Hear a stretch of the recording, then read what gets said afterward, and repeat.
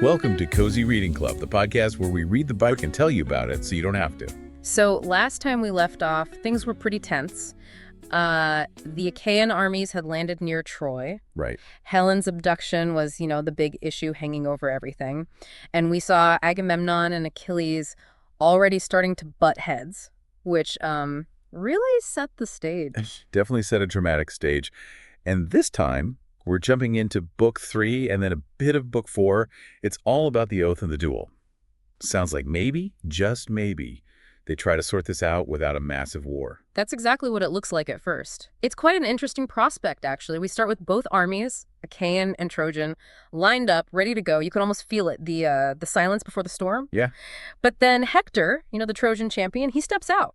And he makes a really bold suggestion. Okay, hold on. Hector steps out. What's he proposing? What's his idea here? He basically suggests settling the whole war with a single fight. A duel. A duel. Between who? Between Menelaus, Helen's original husband, and Paris, the one who took her to Troy. Wow. And the stakes are, enormous. Whoever wins gets Helen and all her treasures, and the war just ends. That's massive. A real winner-takes-all situation. So, does Helen actually see this happen? Where is she in all this? Good question. That's where Iris comes in. She's the messenger goddess. Okay. She goes and tells Helen to come up to the walls of Troy, specifically the Scaring Gate, so she can watch the duel. So she has a front row seat. Yeah. And King Priam is there too, right? Her father-in-law? What's that conversation like? Must be awkward. It's actually quite poignant. Priam is there, and he asks Helen to point out the big Achaean leaders down below. He doesn't blame her, surprisingly. He sort of says, it's understandable why men would fight over someone like her. Acknowledging the human cost, even from his side. That adds a layer. It does. It shows the tragedy of it all. So who does Priam ask about? Here are the main figures he wants identified. He specifically asks about Agamemnon, Ulysses, or Odysseus and Ajax. The big names. Exactly. And Helen describes them. Agamemnon, she says, is just physically imposing tall, broad shoulders, a real kingly presence. Right. Ulysses, she notes, is shorter, maybe stockier, but when he speaks, incredibly powerful, persuasive. Wow, the orator. Yeah. And then Ajax is just huge, gigantic. She really paints a picture of these legendary figures. It's like getting the program before the main event. Yeah. Okay, so they have this moment on the walls. How do they actually make this duel official? You can't just have two guys start swinging, right? No, absolutely not. This needs to be formal. Sacred, even. So they call for the heralds. Heralds, okay. Bidaeus, he's a Trojan herald, is tasked with bringing out the necessary things for an oath, wine and sacrificial lamb. Sacrifices. So this is serious business. Very serious. They formally state the terms again. Winner gets Helen and the treasure. War ends. Peace is sworn. And they call upon the gods, Zeus, the sun, the earth, the rivers, to witness it. Breaking this oath would be incredibly bad. You can feel the solemnity. So the oath is sworn. How do Menelaus and Paris actually get ready? Is there, like, a coin toss? Close. They draw lots. They put 2 marked pebbles or something similar into a helmet, and someone shakes it. Paris's lot jumps out first, meaning he gets the first spear throw. Paris gets the first shot, okay. Then both men put on their full armor, greaves, breastplate, helmet, shield, spear, sword, and they walk out into the space between the armies. Imagine the tension, everyone watching. Oh yeah, you cut it with a knife. So the duel begins. What happens? Paris throws first. He does. He hurls his long spear and misses Menelaus entirely. Oh, anticlimactic for him. Not a great start. Not at all. Then Menelaus prays to Zeus, takes his turn, and throws his spear. And it's a hit. A hit? How bad? It goes right through Paris's shield, punches through his body armor, the corselet, and grazes his side. Just misses doing serious damage, but wow, a powerful shot. Close call for Paris. He must be rattled. What does Menelaus do next? Press the advantage. Absolutely. He doesn't have a spear anymore, so he draws his sword and charges. He swings hard at the crest of Paris's helmet, and the sword just shatters, breaks into like 3 or 4 pieces, and falls from his hand. What? His sword breaks? Just like that. That's either terrible luck or something else. Or perhaps divine intervention starting to creep in. Menelaus is furious, looks up to the sky like, Zeus! Why? But he's not done. Okay, what now? No spear, no sword. He lunges forward, grabs Paris by the horsehair crest on his helmet, spins him around, and starts dragging him, physically dragging him towards the Achaean lines. No way. He's literally dragging him off the field. It seems like it's over. It looks completely over. Paris is choking because the helmet strap is digging into his neck. Menelaus is about to claim his prize and end the war. But you mentioned divine intervention. But Aphrodite is watching, and, well, Paris is her favorite. Of course. So, quick as a flash, she snaps the leather chin strap of the helmet. It breaks in Menelaus' hand. So Paris is free. He's free from the grip, yes. And then Aphrodite goes one step further. She shrouds Paris in a thick mist, makes him invisible. Vanished. And whisks him right off the battlefield and deposits him back in his own perfumed bedroom in Troy. You're kidding. Just like that. Poof. Just like that. 1 minute he's about to be captured or killed, the next he's safely back in his room. It really shows how the gods can just, change the game whenever they feel like it. Unbelievable. So Menelaus is left standing there with just a broken helmet strap. What did the armies think? Well, Menelaus is furious, searching for Paris everywhere, but he's gone. So Agamemnon steps forward. He saw what happened. Menelaus clearly won the fight before Paris disappeared. Right. So Agamemnon shouts out, declares Menelaus the victor, and demands the Trojans honor the oath. Hand over Helen and the treasure. Yeah, the Trojans.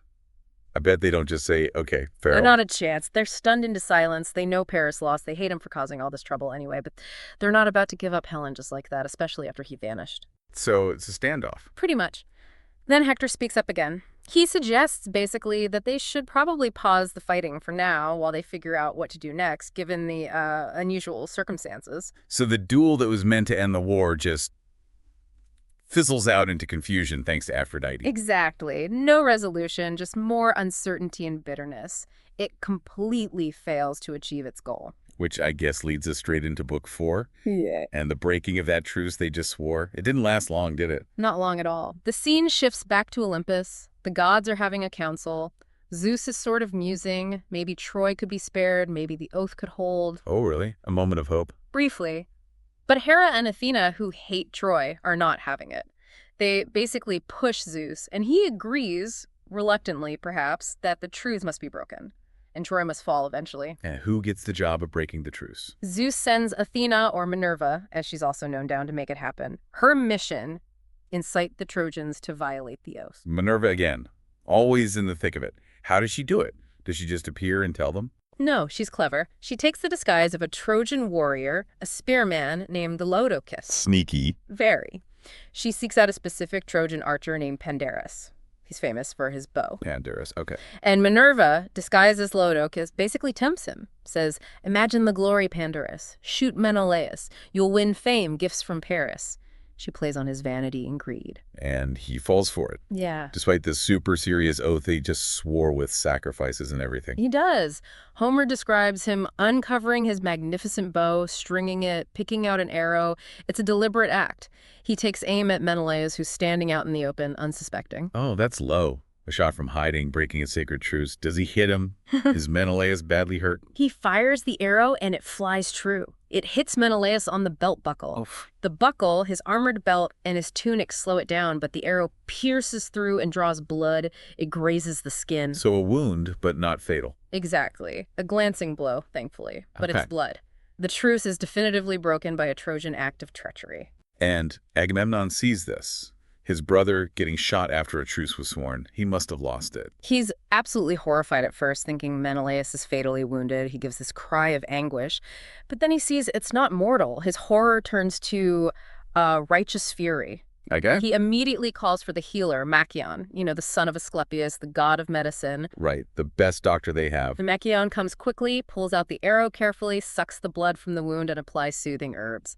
He reassures Agamemnon that Menelaus will be fine. Okay, so Menelaus is being tended to. What does Agamemnon do now? Just let this slide. Oh, no way.